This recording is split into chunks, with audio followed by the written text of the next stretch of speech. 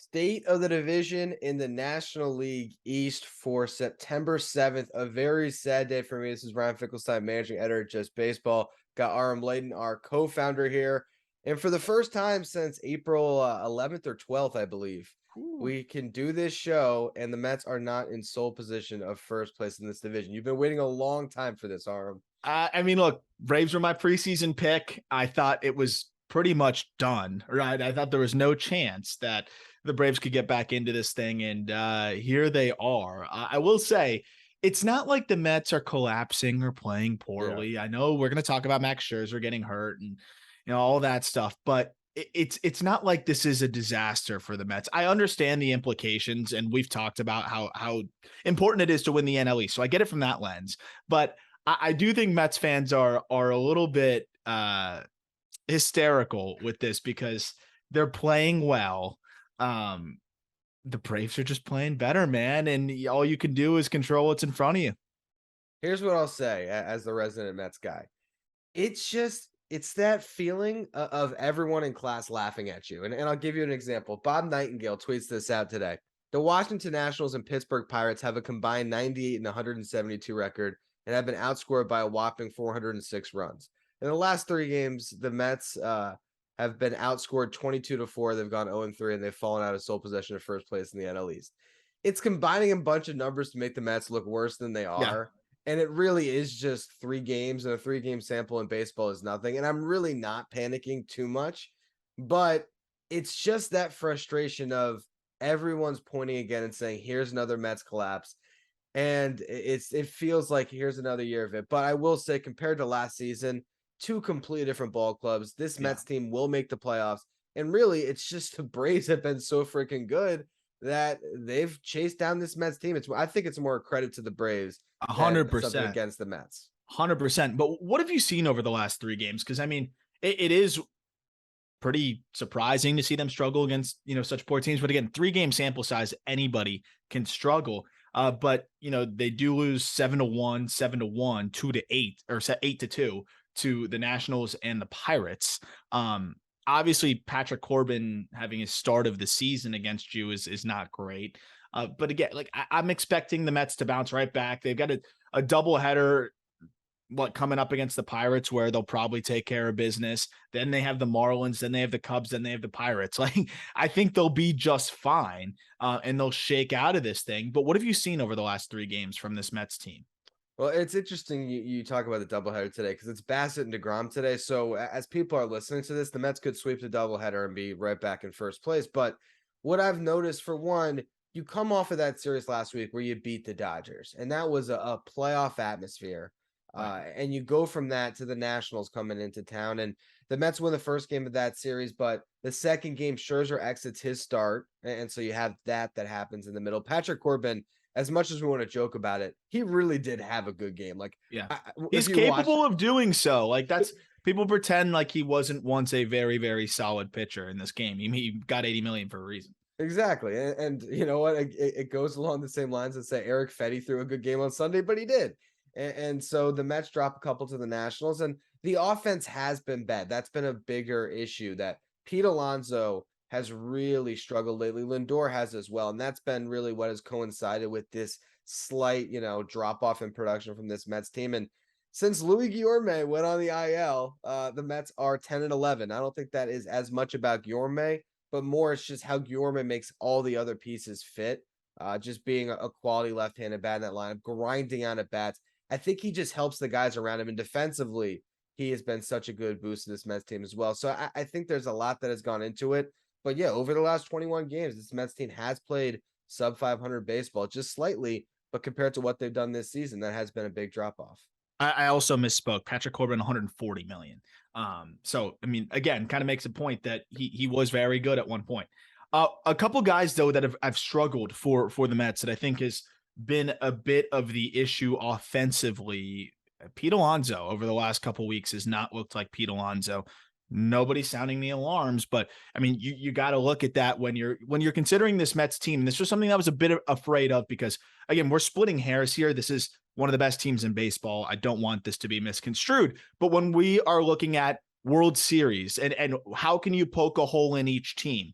My one issue, and I've talked about this with the Mets, is, you know, who can leave the yard at any moment. And they've got a few guys that can do that. But when you get to the postseason, it's all about that one swing, that one game changing swing, because it's so hard to string together several hits when you're facing top three pitcher in a rotation. You're also facing pitchers on short leashes. So they're not going to leave guys in to continue to give up back to back to back to back hits. And just in today's game, it's harder to string together consecutive hits. Alonso is your guy to leave the yard at any moment, and he has not been doing that as much. And I think we're kind of seeing what happens when Pete Alonso struggles. I'm not putting the entire blame on him because there's been other guys struggling. Lindor has been poor as well over the last 2 weeks. But I do think when those two guys are not able to kind of pack that punch in the middle of your order, you can kind of feel it from top to bottom with the Mets, because they got to string together hits with McNeil, Marte. All those guys have to consecutively basically put together base hits to get on the board. Yeah, I think yesterday's game is a great example. I believe in the first 3 innings, Pete Alonso hit into 2 inning double plays, straining 3 or 4 runners.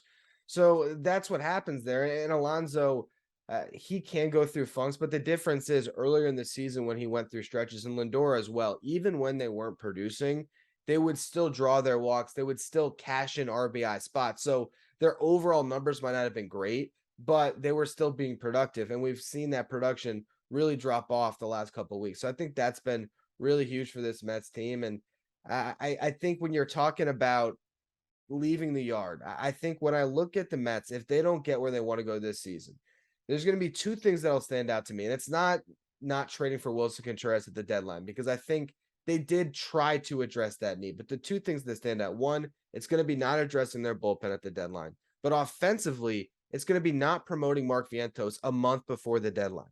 They let a month go by where they gave JD Davis everyday playing time. That did not boost his trade value at all or anything. It did not help the Mets, and he was struggling. Mark Vientos was hitting well in AAA. They should have given him a chance to see if he could have been their DH, because if Vientos comes up in June, hits the ground running, now you have another guy in that lineup that can leave the yard at any time. Already on the 40-man too, right? Yeah. Like, this isn't like he wasn't on the 40-man. And you have a chance to see what he can do, get him a taste up there. If it doesn't work, you send him back down. He'll be okay. This is a guy that can really hit. He's weathered some slumps in the past and has really been fantastic. Oh, since basically you first started talking about him potentially getting called up. And I can understand the desire to go with a vet. And Darren Ruff has had some huge hits over the last year, especially with San Francisco last year. He was clutch. He's a lefty killer. The Mets needed a lefty killer. I don't think Vientos is as much of a splits guy. So I get it from that lens, but the ceiling of Vientos here, could have given you a lot more. At least try it. And if you tried it in June and he struggles, then you go make the trade for Darren Ruff, right? Like, then you go make the move. If you could have addressed it internally first, I think that could have been the option. But the good news for the Mets is, he probably will break camp with them next year. We'll see where he fits in exactly. I think he could end up being the DH for the Mets next year, or at least get a chance to be, or platoon and move around. He could play a subpar left. He could play first. He could play a subpar third, but passable there. And that's going to be a big power bat for them that they really need. But for now, they're going to really have to rely on Alonso turning it around, which I think he will, and Lindor turning it around, which I think he will. And I know those guys bring other value, but their most important thing right now, I think, for this team is to run into baseballs, because the Mets are going to pitch when their guys are healthy. But that also is a big caveat too, and that's been our concern all year long: is can DeGrom and Scherzer stay healthy? Yeah, that kind of leads me to the latest article I wrote for us at justbaseball.com here, which is that the injuries have hampered what's otherwise been a Cy Young caliber season for Max Scherzer. And just going through the numbers here in his first 20 starts in a Mets uniform, he's pitching to a 2.26 ERA, 153 strikeouts, and 127 and 2/3. This would be the lowest ERA in Max Scherzer's Hall of Fame career if he's to maintain it, which is just insane. And then you look at his walk rate, lowest of his career, or second lowest, at 1.62 per 9. Home run rate, lowest of his career. So he is pitching at a level that, we've seen him, do before, but even better in some respects. And if you were to look at his numbers compared to the other Cy Young candidates, if he had been healthy, you're looking at an F4 right now that would probably be at 5.5. And his strikeouts, he might be the leaderboard there, and he could be leading the league in ERA. So my point is, when he's been on the mound, he's been pitching like the best pitcher in the National League, or at least a top 3 pitcher for sure. The problem is he's missed 7 turns in the rotation already, about to miss 2 more, and it's an oblique injury.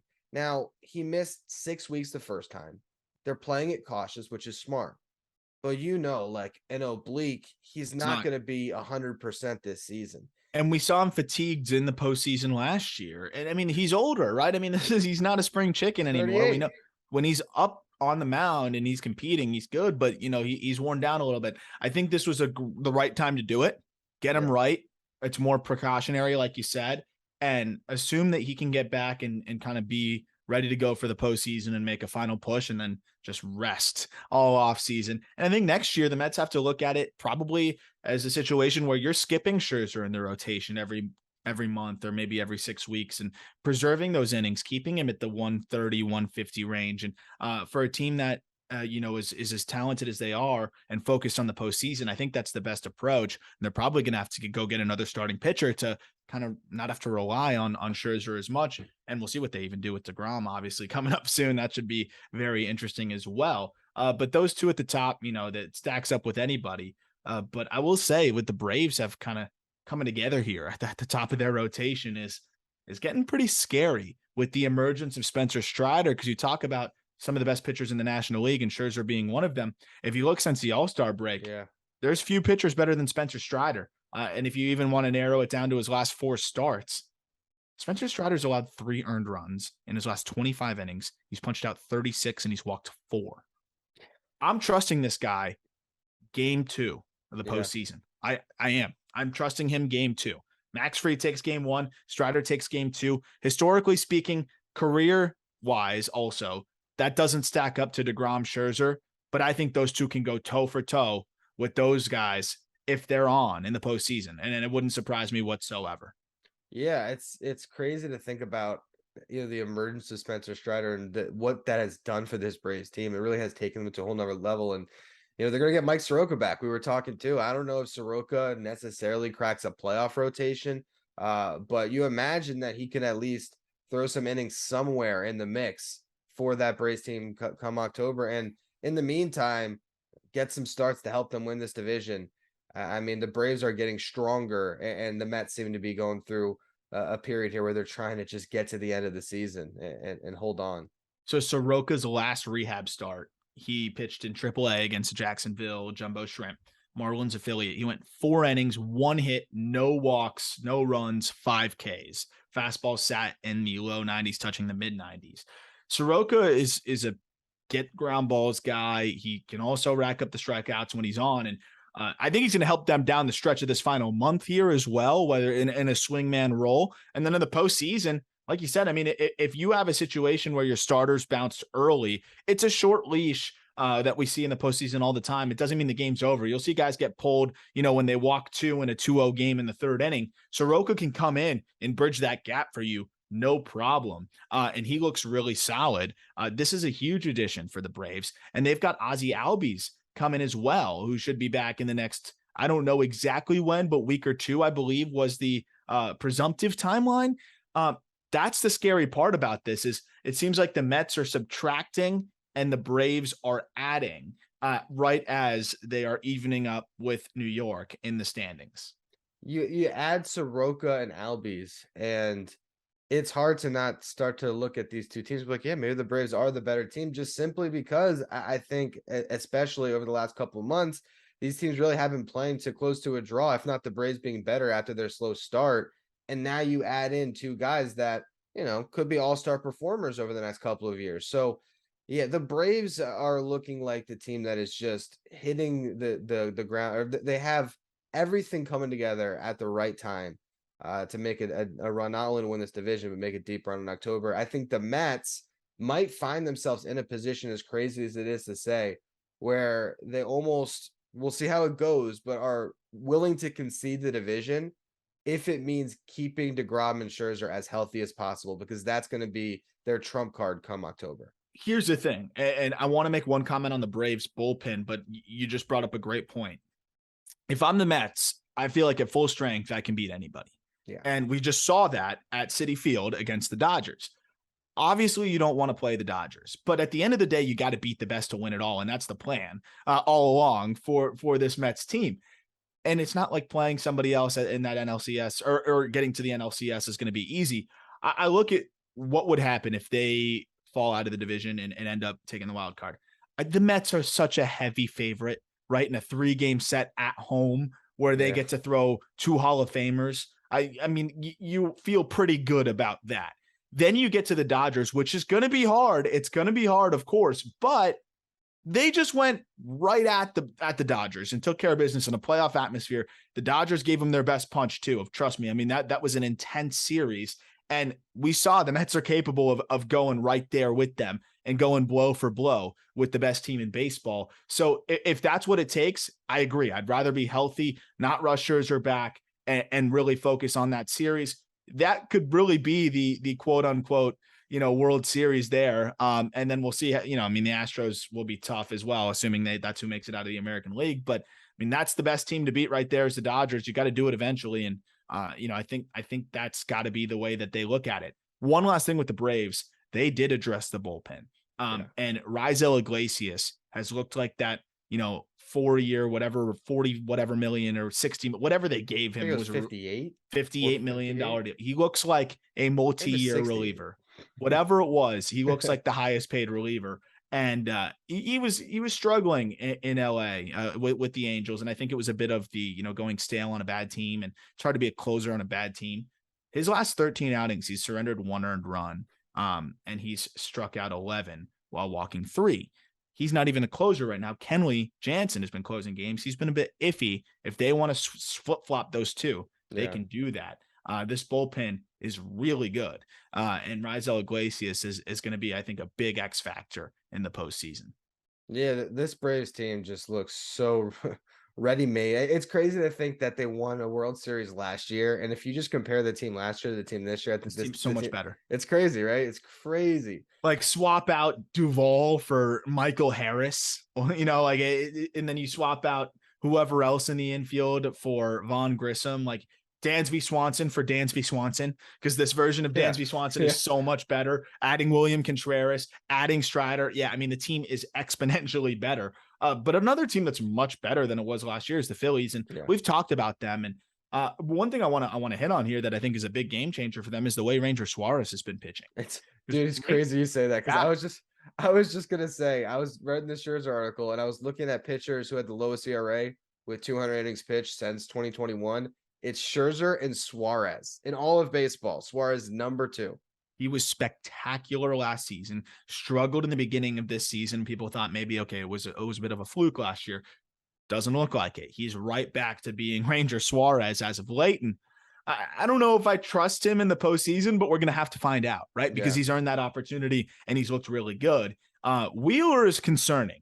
I'm at the point now where I'm starting to get a little worried about Wheeler. Nola's had a couple iffy outings as of late, but I'm not really worried about Nola. He's proven over the course of the year that he is an ace, I think, this season. And even through those struggles, 5 starts, he's struck out 43 and walked 4. But I'm a little worried about Wheeler, man. He just has not looked good. And you look at his last 3 starts, 5.71 ERA, and he's only gone 17 innings.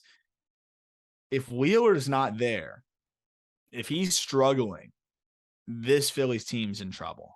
We know the offense is good. Harper's back. Everything's going to be fine there. All other guys have been swinging it pretty well. But pitching-wise, if Wheeler's not Zach Wheeler, top 10 Cy Young finalist, and he hasn't been that this year, I think they're in big trouble. You're not starting Suarez over him in game 2. You're just not doing it. And it's hard to feel confident in what Zach Wheeler's been doing right now.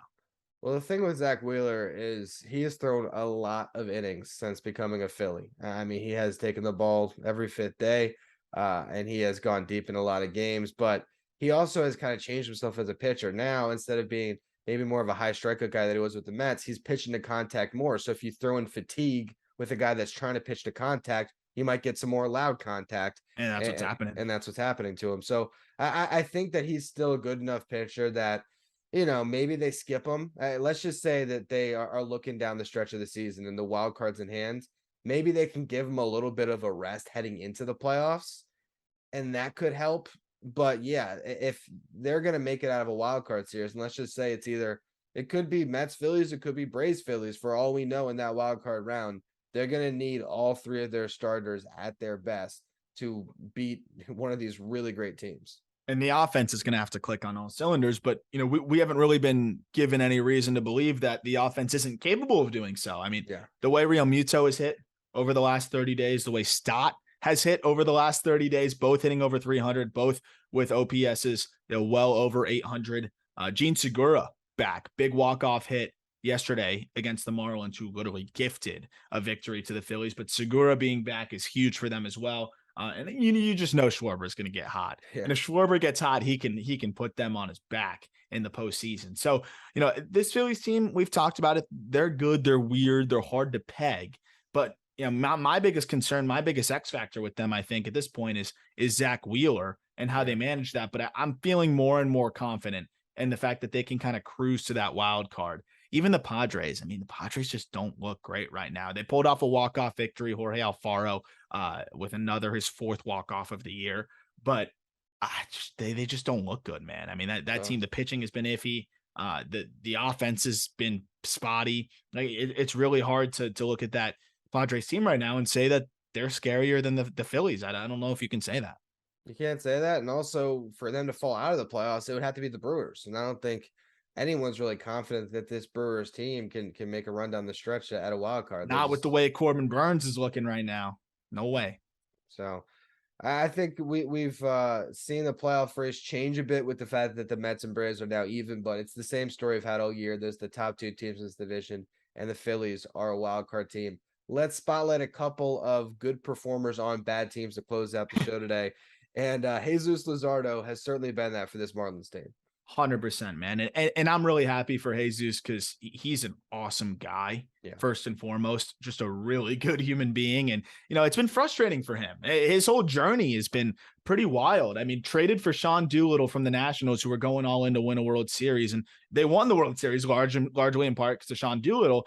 But this guy was a top 5 or 6 prospect in baseball for several years after being a high draft pick because of how dominant he was through the minors. Fast track to the big leagues, pitches in 2 postseasons in his first 2 years. And then, injuries, inconsistency with command. He really struggled in Oakland, and it's Oakland. Gets traded for Starling Marte over to Miami, where he's from, South Florida area, Parkland to be specific. And the Marlins, if they can do one thing, it's develop pitchers. And they have worked with him, and he has worked hard, and he looks spectacular. Health dependent. He has missed some time on the IL this year, but he looks like a number 3 at the very worst. And that is a very awesome development for him and for the Marlins, because I think they can look now, which they've talked about, and say, hey, maybe we look to trade one of our arms this offseason. But Luzardo specifically, he struck out 9 Phillies last night, including Bryce Harper 3 times. He should have won that outing, but of course the Marlins, did everything that they wanted they could do in their power to lose it. You look at his last 6 starts, a 2.82 ERA, a 2.77 FIP, 36 strikeouts, 11 walks. I think Luzardo has really blossomed into a middle of the rotation starter who's going to show you flashes of a bit more than that. And I think he's going to be a problem in the NL East for a while. When he's on, he's as nasty as anybody. There's obviously, when you're talking about the top pitching prospects the Marlins have, they have a lot of guys that are promising, but I'm curious. Obviously, we know who the ace is of this staff for the future right now, but is Luzardo that second guy when you're talking about who's going to be in that rotation for the next 5 years? Is he the guy you're most confident in right now? If healthy, again, health to the wayside, which, it's just because it's so impossible. Any pitcher can get hurt. I think so. When I look at, who's grabbing the ball other than Sandy right now, I feel most confident that Luzardo is going to give you a quality start.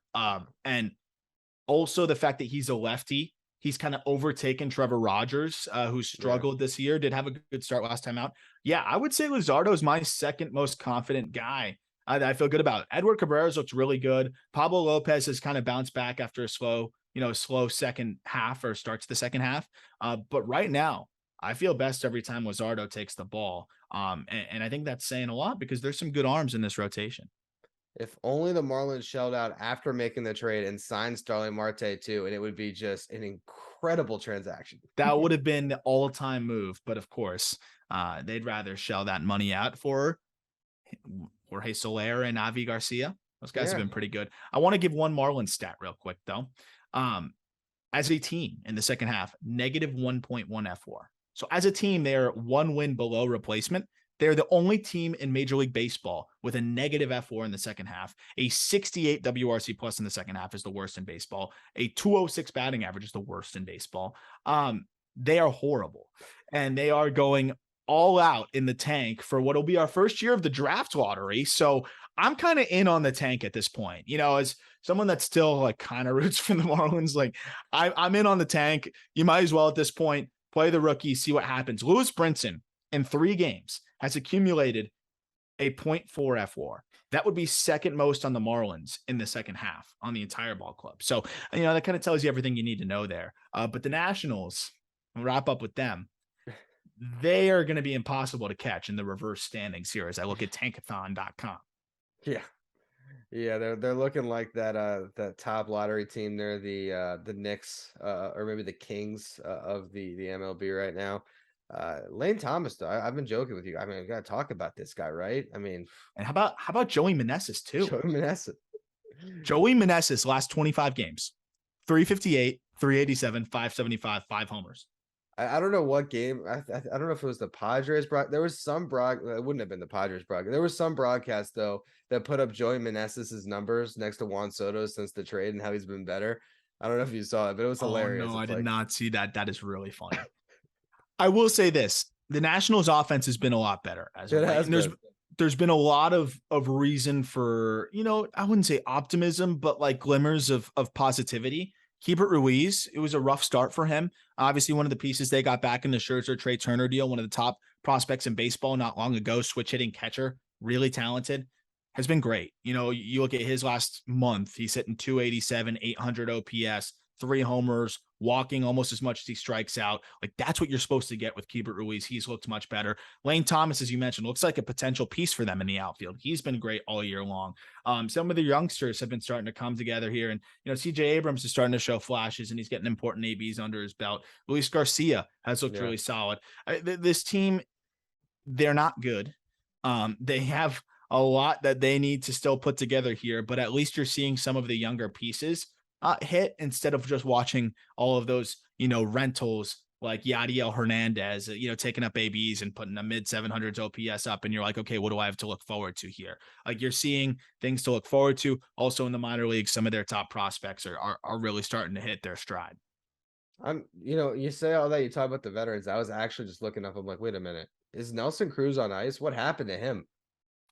I think he's age finally caught up, huh? They just put him on the bench now, I guess. It looks like. Yeah, I mean, at this point, you might as well give the youngsters ABs, right? Like, you might as well. But one last guy I want to highlight because he's kind of a big part of my childhood. First no hitter I ever saw, Anibal Sanchez.